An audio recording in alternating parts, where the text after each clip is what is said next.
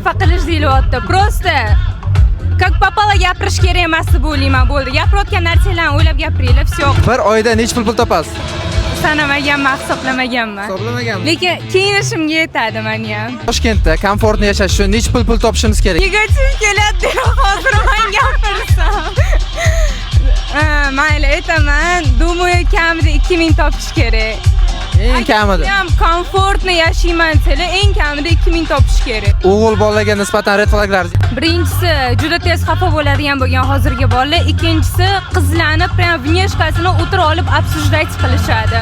Bu juda noto'g'ri, chunki qiz bolani внешкасini обсуждать qilmaydi, anetta bolalar o'tirib обсуждать qilib o'tirishadi.